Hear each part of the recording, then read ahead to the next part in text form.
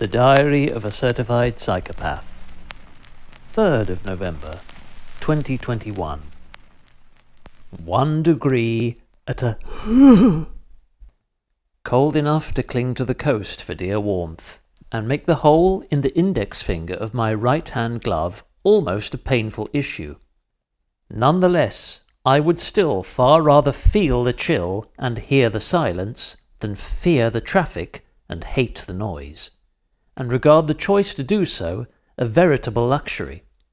Shall probably be repeating this mantra throughout most of this year's festive 500 challenge, with plain cotton clobber and a puffer jacket in place of a 5-layer wind-blocking, moisture-wicking composition made up exclusively from Rafa's winter collection. 4th of November. Just about worthy. A fiend from the north of such nagging persistence, gusty potency, and gruelling chill as to tie my stomach up in painful knots, and render my initial choice of some steady laps around shore and beach unfeasible, despite convivial company from its foxy fraternity. Plan B, this resolute coastal roll west to my hometown's bigger brother, whose formerly penny-operated pier aroused enough fond childhood memories to motivate my plodding progress, inspire the above photograph, and prevent a completely blank description box. 5th of November. Supplies and squiggles. Blah blah blah, yak yak yak, fox fox fox, bed. But aboard the plushest plain-clothed ride on this planet. A bike that turns one's foulest moods fair, gently lifts low spirits, and purrs perspective, pride and principle into otherwise pointless causes.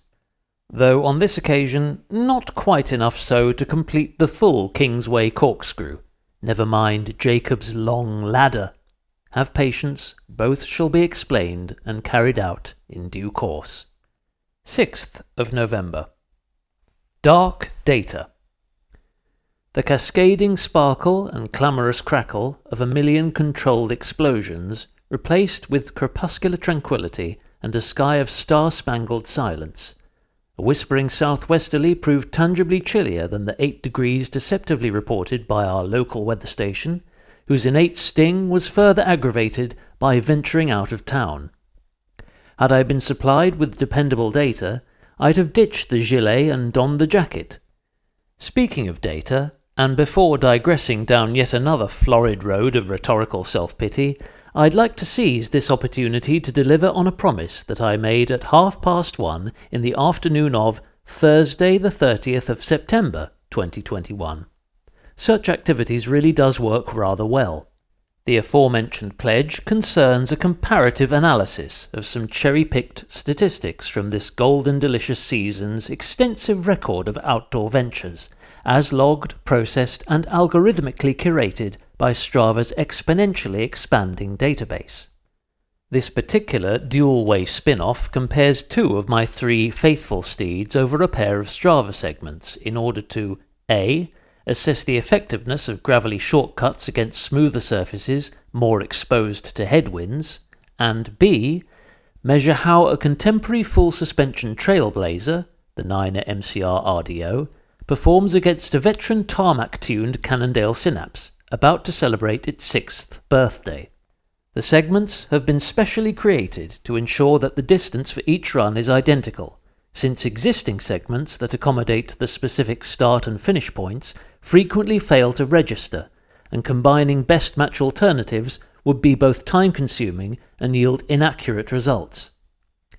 Though each set of statistics was recorded on separate days, the attributed runs were carried out under identical conditions, wearing matched attire, and with equal perceived effort assiduously applied.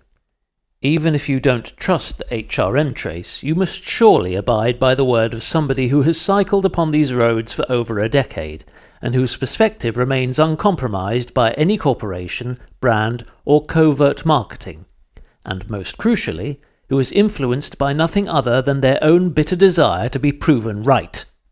Put simply, this is twice as reliable as anything you'll find on GCN. Further comparisons and the odd casual analysis will be appended when time and conditions permit. 7th of November. Left just here. In plain clothes and on Britain's roads, this thing is worth 3 System 6s. This ride revisited a game I used to play and pass happy, if slightly pointless time with, during my paper round, whilst waiting for the residents of flats to which I delivered to return, when all others refused to buzz me in. The challenge? Go up the road you last went down, then down the one you'll next come up, until the Kingsway corkscrew is complete. A lapse in concentration caused by this week's 5 Live film review resulted in my messing up at Wish Road. Options: start again or go home. Ah, the agony of choice. 8th of November. Just enough. That is, blissfully serene reality to convince myself that enduring its finger-tingling chill was worth it for the sake of silence to think and space to stretch. And wish I had worn slightly thicker longs, yet still garner satisfaction from the thermal snugness of my puffer jacket. One of these, an Endurer Flipjack, a choice of jet black or ocean blue on the outside, with both options transforming to high-vis lime green when inverted. Worth every penny for the warmth they preserve, even though the sticky zips might drive you mad. A fashionable way to welcome in the new week, and wave a fond hello to 4 foxes, and properly utilise one of Zwift's recently unearthed non-virtual counterparts. Doing something like this 2.5 times a day from the 24th to the 31st of December would complete Rafa's festive 500, proving there's always a third way.